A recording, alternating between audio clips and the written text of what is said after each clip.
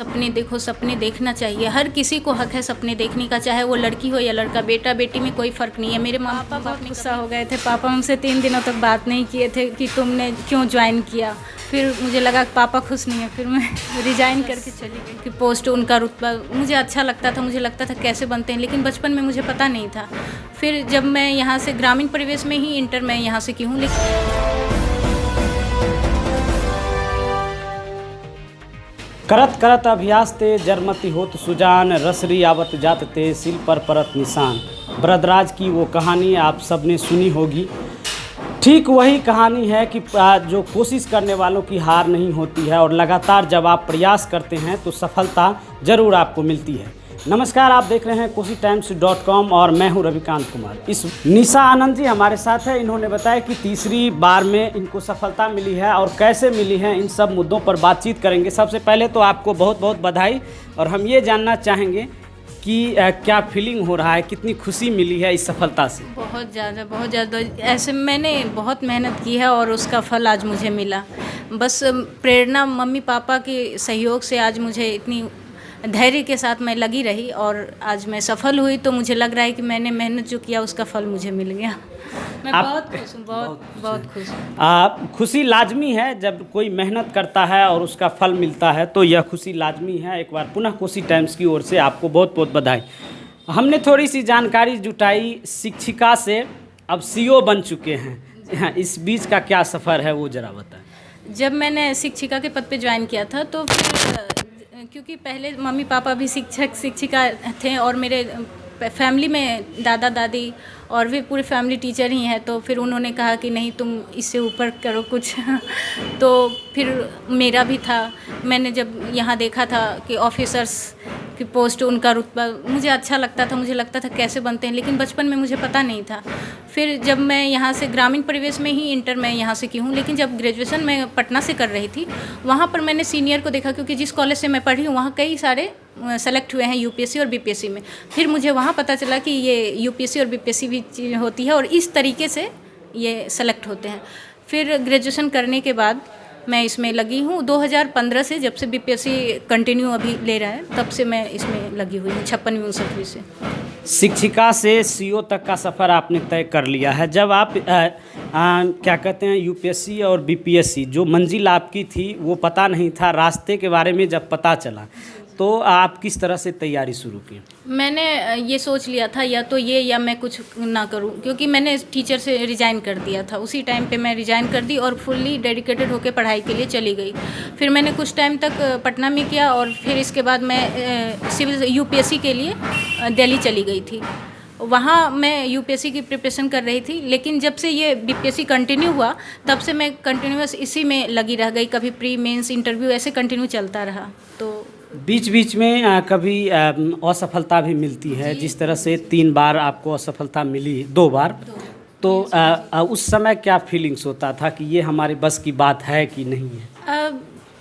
एक दिन तो ऐसा लगता था, लेकिन पापा मम्मी और भैया इन लोगों का हौसला बढ़ाना, दोस्तों का जैसे हम लोग ग्रुप में थे, कुछ दोस्त और भी थे, तो किसी का हो जाना और किसी का नहीं होना, तो उनको देख के जिनका हो जाता था उनसे प्रेरणा मिलती थी। वो कहते थे कि चलो थोड़ी कमी रह गई है, अगली वाले में ये दूर कर लो तो हो जाएगा। फिर ऐसे ही धैर्य रखा और पेशेंस के साथ में लगी रही। टीचर गुरुजनों का भी सहयोग रहा, खास करके दोस्तों का बहुत सहयोग रहा। इसमें एक मेरे फ्रेंड हैं जो अभी समाज कल्याण पदाधिकारी के पोस्ट पे पटना में कार्यरत हैं, शशि भूषण नाम है, उनका बहुत सहयोग रहा। उन्होंने मेरे मतलब एक गुरुजन की तरह मुझे गाइड किया, गुरु की तरह।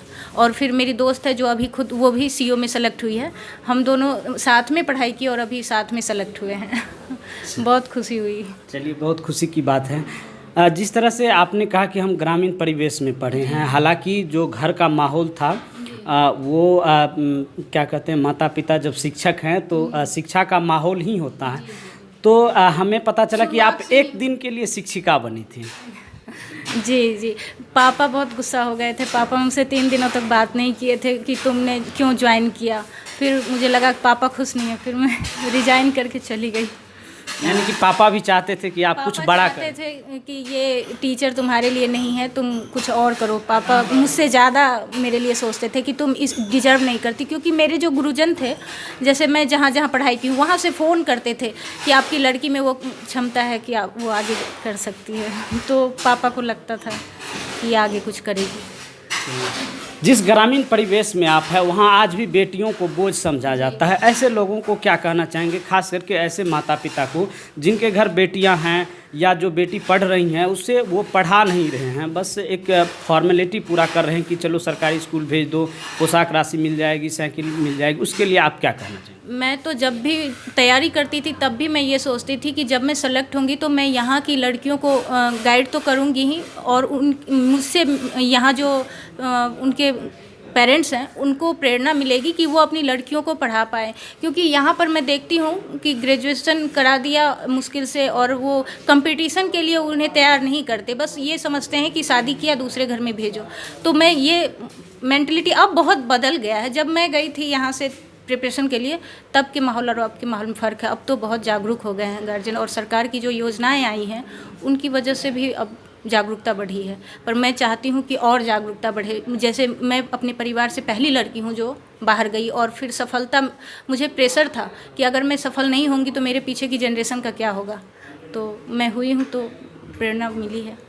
अच्छा, जो आपसे छोटी हैं, जो छात्राएं हैं, जो लड़कियां हैं हमारे इस एरिया के, उनको क्या कहना चाहेंगे? उन्हें भी लगता है कि हम बेटी हैं तो मेरा काम यही है कि बस किसी तरह पढ़ लिख लो, लोग कहे कि मैट्रिक इंटर कर ली, ग्रेजुएशन कर ली है, अब उसके बाद तो वही चूल्हा चौका करना है, उसके लिए आप क्या कहना चाहेंगे? मैं ये कहूँगी कि सपने देखो, सपने देखना चाहिए। हर किसी को हक है सपने देखने का, चाहे वो लड़की हो या लड़का, बेटा बेटी में कोई फ़र्क नहीं है। मेरे माँ बाप ने कभी भी नहीं समझा, मेरे मम्मी पापा ने, कि बेटे और बेटी में कोई फ़र्क है। उन्होंने बचपन से ही उतना ही किया मेरे लिए जितना अपने बेटों के लिए किया।